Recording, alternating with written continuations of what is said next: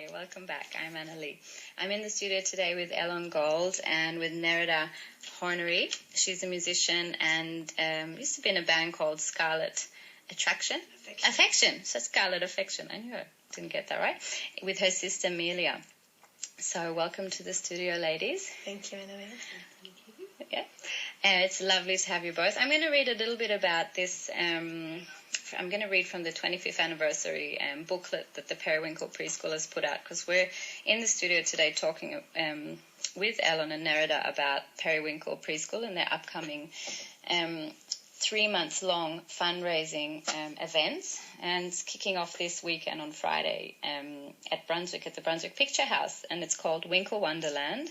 So if you want to pop in online and have a look, you can go to winklewonderland.eventbrite.com.au if you wanted to check out the event, because we're also giving away a double pass for this event. So if you want to call us on 66807999 for subscribers, you can go into the draw to win a double pass to WINKLE WONDERLAnd. They have your ticket will include a curry, a dinner, entertainment, lots of live entertainment, beautiful music, and a screening of a film that Periwinkle Preschool has put together.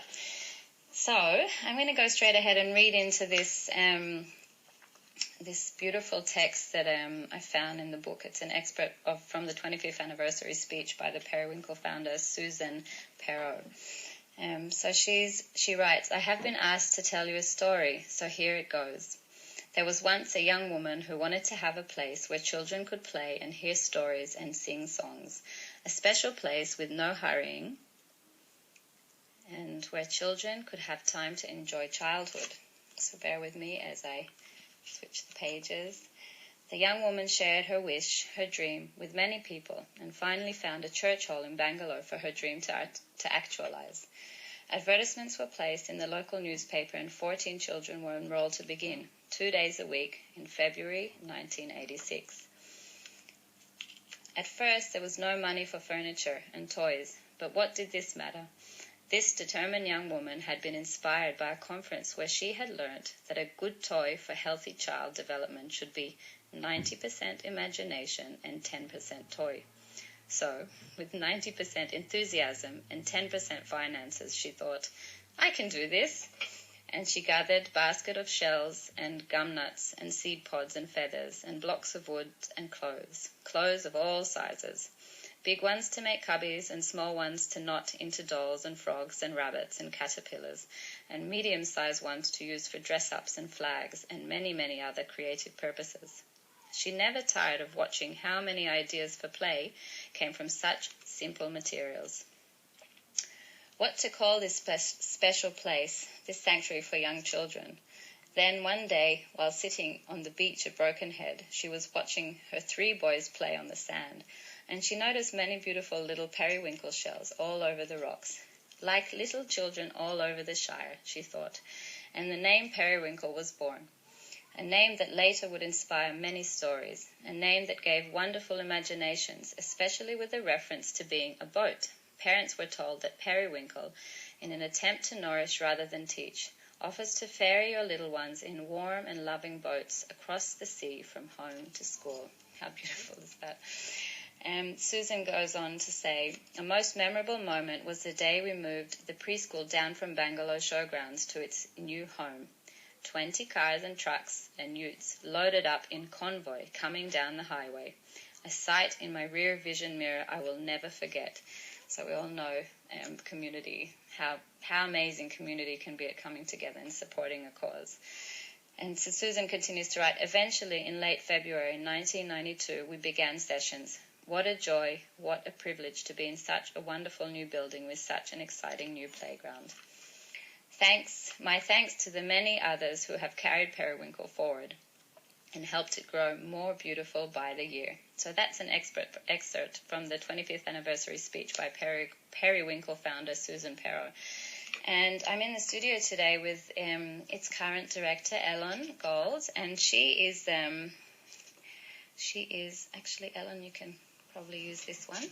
She is here with Nerida Hornery, who's been helping the Periwinkle Preschool get together their amazing event, WINKLE Wonderland, this weekend, which we have 2 tickets to give away to today on 66807999. Give us a call. And Ellon, thanks for coming in today. Thank you. Thank you so much for having us. Oh, it's such a pleasure, really. When I came to see you at the preschool, I was so touched by the space and how your heart seems so big and so wide and could contain so much. So, yes, very touched. I'd love for you to share a little bit, because we don't have lots of time, but a little bit on the philosophy behind Steiner education for early childhood, which I felt that you kind of explained really well. I had never heard it said that way. So, yes, I'd love to do that. The 2 main things for early childhood is to acknowledge that the child learns through imitation and example.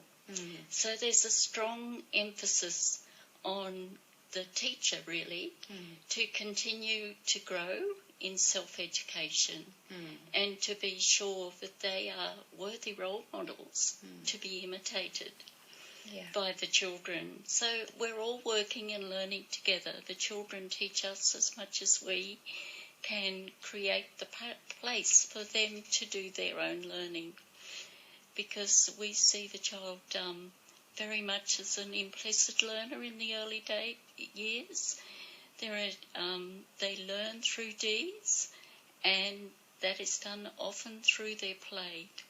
They love to play, and their play is their work, and it is really important they have this opportunity to play. So there's a strong emphasis in the day on allowing long periods of time for the children to engage in this self-initiated play.